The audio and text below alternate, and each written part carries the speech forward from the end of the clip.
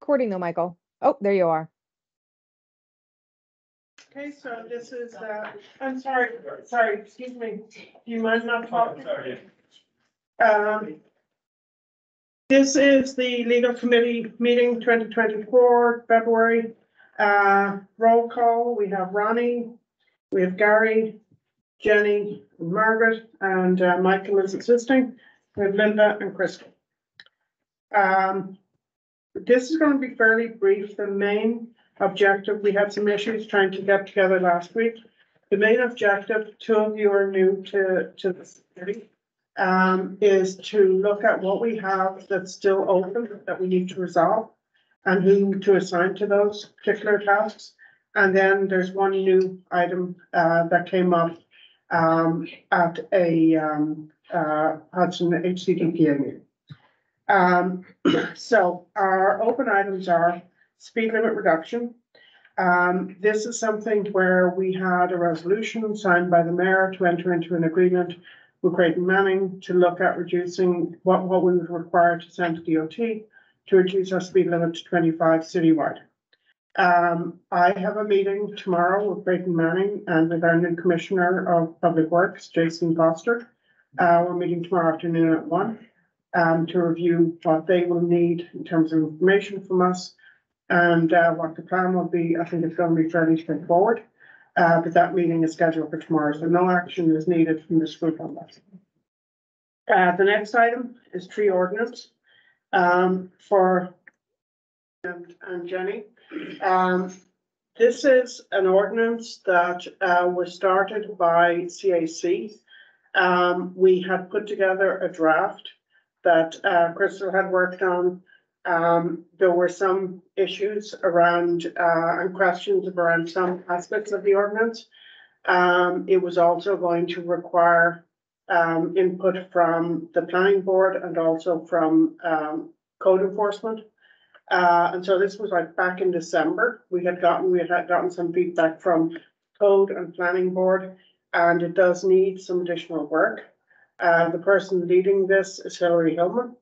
So I need to loop back with her. I talked to Rich about it, and he said that we can pen this for now until we can get more time with Hillary to revise, and it's going to require, I think, some reworking, Crystal, and particularly kind of close working with code because there are things in it that involve them. There were also some questions around a portion of it. The intent was to ensure that if you had, for example, a development that you were doing and you were taking down trees, that you would have to either have a replacement plan or you would have to pay into a tree bank, so to speak, so the city could replace the trees elsewhere. So there were some issues around that need to be talked through. But for now, I think we will just pen this. I may have more information in March if I can meet with Hillary and get an update on that. The next item is the vacancy law. So, Crystal, I had shared the document you had given us with primarily for Gary and Jenny because they're new to this. Do you want to just give a quick summary of what's involved in, doing something with the vacancy law? Very high level, because I need to assign somebody to this. Okay, I have to go back and which document are you talking about on the vacancy law that you sent over? Because that's been kind of paused for a while, so I have to remind myself where we are. Yeah, I think on this one, Kristen, that we need to start over. Yes, I do. I agree that we need to start over. I know that we had looked at and had some discussions about what was happening over in Troy. I think we had someone come in and talk on that point. But I do think this needs to be kind of started from the beginning again, looking at what's been working in other municipalities. Right, and we had gotten some information from Michelle on the number of properties. And there are different categories of properties. There are properties that are being maintained, taxes are being paid, nobody is living there. That's one category. there are potentially properties where there may be delinquent in taxes. And there are properties that are not being utilized and are not being maintained, which is, and taxes are paid. We have one of those on Union Street. And one across the street from me. Yeah. There are also properties where they may have been purchased by a developer, but they're doing nothing with it, and they just keep applying for permits to keep the thing going without any limit. So it's fairly complex. And Crystal, on this particular issue, Jenny had brought up in discussion a couple of weeks ago. We have quite a number of businesses on Warren Street with empty storefronts. And one thing that we wanted to think about was whether or not we should also be looking at some language around empty storefronts and treating them as a form of vacancy. I don't know if that's something that you've ever seen before. I don't recall ever seeing it as a storefront as opposed to looking at the entire building, but I'm not saying that that hasn't been done. It's not jumping out at me. I'll have to go back and take a look through. There was also issues on this one, Margaret, too, where with Craig Hay about possibly switching up how some of the permits work with code enforcement and through the zoning code, about possibly putting in, I think we were talking about maybe like a 1-year time frame on that, and then have to go back and escalate it to like a planning board review. We had talked about making simultaneous amendments to the zoning law too with this. Right, that's the issue where right now they can just keep cycling through with permits. Exactly, yes. Right. So I'm going to give a brief description of Formula Retail, and then we're going to circle back and we're going to see who's going to do what. So Formula Retail, we have language that was developed by a couple of councils ago that I revised with Crystal. Simply to put in, this was the definitions of Formula Retail, where I think there were 3 different aspects to it. 50% coming from the same distributor, look and feel of the business is the same. So if you go into a McDonald's, they look the same everywhere, that kind of thing. There was a third element that I'm blanking on right now. So we didn't make any changes to those descriptions. However, we did put in, because nothing in the language that we had said the point at which you needed to be in compliance. So Hudson has a regulation that you cannot have more than 4, when you start your business in Hudson, well, that's part of the problem. You cannot have more than 4 outlets for your business and open a store in Hudson. So we put in language to define a point in time, because, at the time that you apply, this might be your 3rd location, but by the time you open, it could be your 5th, right? So all we did really was kind of tighten the language so that there was an actual point in time where you had to be in compliance. So when we had that out there, and we were getting ready to bring it to the full council, we got some input from local businesses, particularly retail stores, that really questioned some of the definitions of Formula Retail, because some of the stores that we have here, Valley Bride, for example, brought up that the definition of 50% from one retailer is not really a realistic description of the kinds of businesses that we have in Hudson. So we decided to pend it, and I reached out to the business community to try and get input from them. They were to have a work group that was going to look at language actually defining what formula business means, both it would also apply to restaurants, coffee shops, as well as retail. So where we are now is that we really need to get input from them to make the language more appropriate for the city of Hudson. There are materials that we have on how it is defined in other localities. Whoever takes this on, I can share those materials. For your information, I just gave you where we are right now on it. But that's where that is. The floodplain issue is not something, it's going to be fairly straightforward. This came up in HCDPA. Carl Russo in their application needs to have a floodplain permit to submit to the planning board for the haul road. And as it is currently written in the code, that process is overseen by the executive director of HCDPA, which is a position that no longer exists. And also, it doesn't really make a lot of sense. So it's gone back to the mayor's office to determine the appropriate place for that, whether it will be DPW or code enforcement. And as soon as we get back word from the mayor's office as to how to approach that, I can work with either Rob Perry or with Craig to look at the code language and put together something with Kristen's help to make that a actionable piece of code. So I don't think, I'm thinking, Michael, it's probably gonna be a week or two or before you get progress on that. Yeah, because the other sort of limiting thing here is that Craig is out on medical leave. Oh, I didn't know that. So we Okay, need him, we need him to come back before we can have a discussion. about it. okay, yeah, and I think, Crystal, I think that code enforcement is more typically where that would reside. Yes, you'd want input from them and have conversation and to be able to amend the zoning laws or,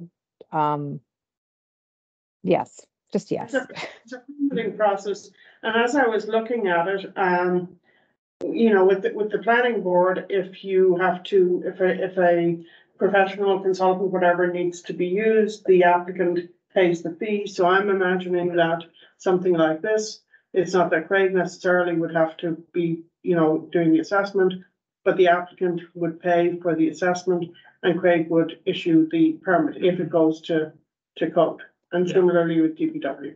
So that, I think, I don't know whether you need to loop back with Sarah Black or if you want me to talk to Carl Russo, because they're waiting for something in order to do their application. Mhm. So how would you like me to proceed with that?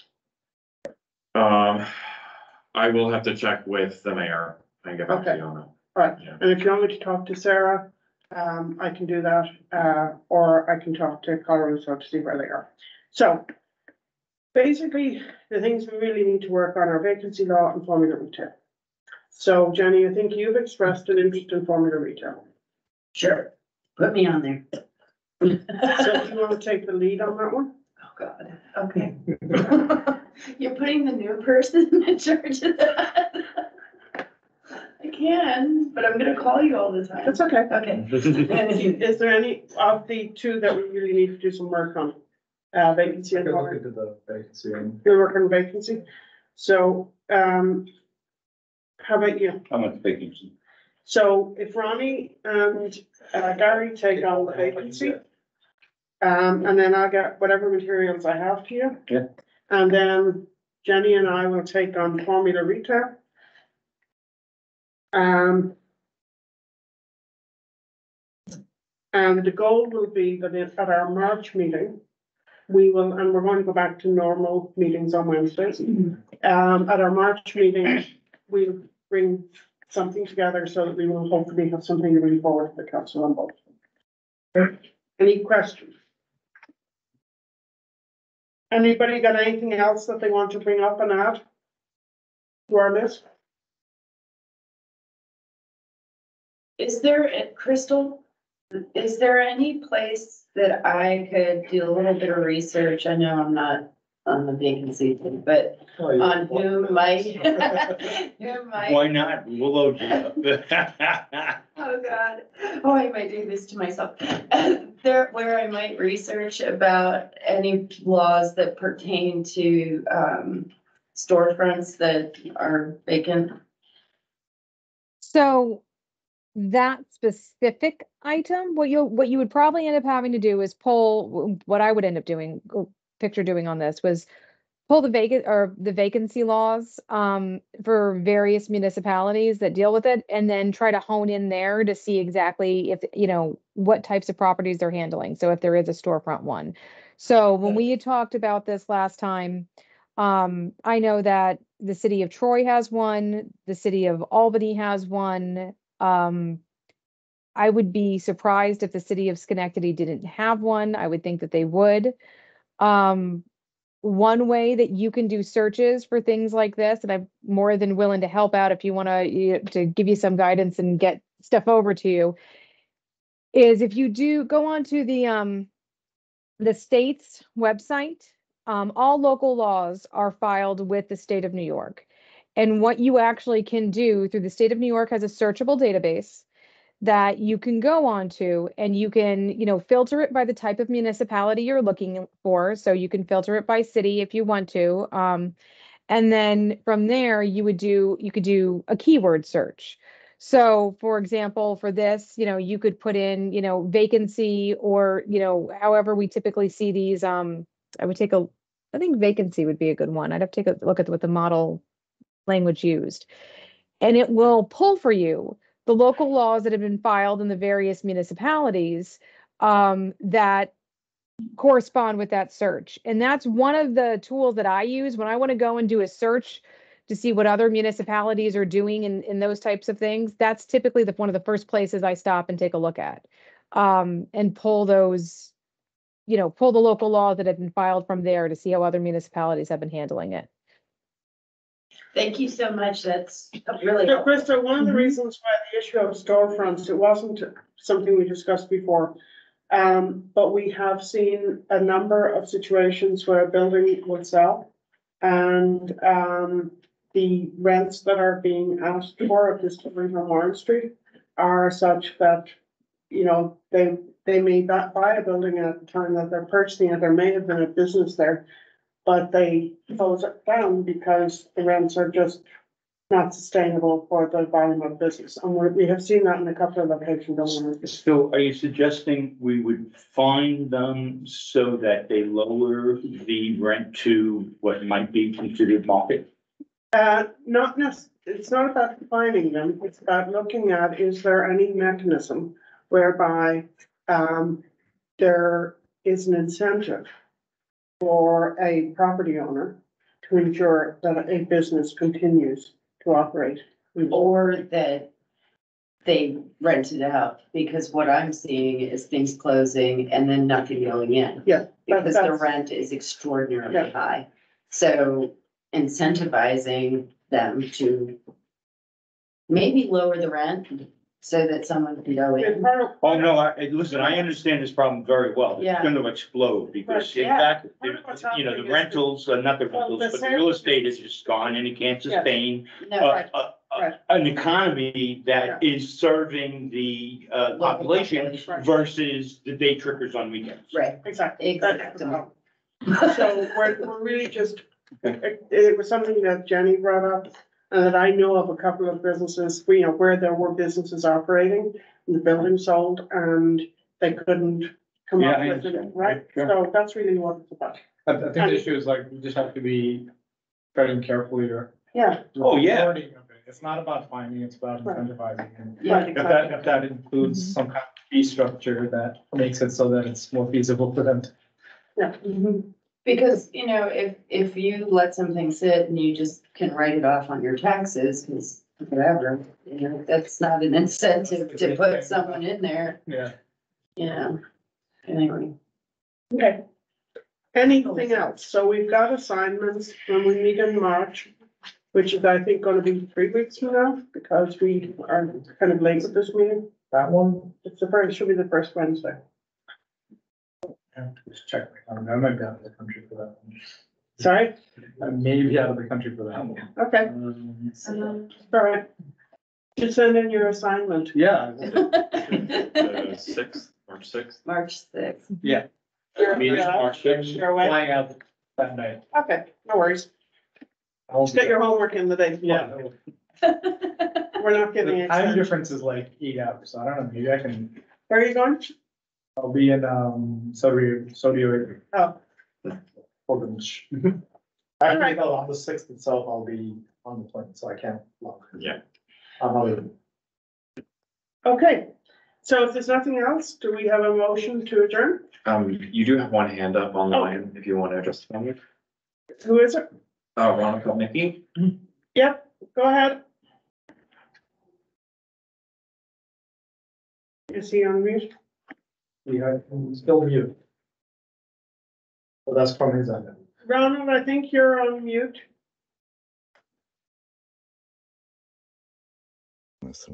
Hi, You're- sorry about the delay.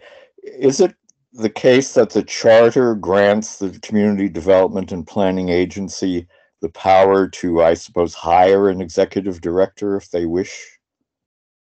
For HCDPA. Yes. I don't know what authority resides there, but I do know that they're not planning to hire one. Okay, well, but they could if they wanted to. Well, the position was eliminated. I don't think there's any interest. I've only been to one. I just started going to that meeting. I've only been to one so far. And as far as I understand it, there's no intention of hiring an executive director. But technically, if the charter would, if this is in the charter would have to be amended. Perhaps. Right, that is what we're proposing, I think, correct? They had hired executive directors in the past, and I assume that this then was basically a full-time position. I can check into that and see what the history of it was. But what we are proposing is a change to the charter so that we will, it's not so much even the executive director position that's an issue. It just didn't make a lot of, and the people who are currently on HCDPA were not there at the time that the last floodplain permit was issued. And it doesn't really make a whole lot of sense that HCDPA would be involved in that at all. Okay, thank you. Okay. Anyone else got a hand raised? Okay. So do we have a motion to adjourn? Motion to adjourn. Second? Second. Great. Yes. See, I said it before.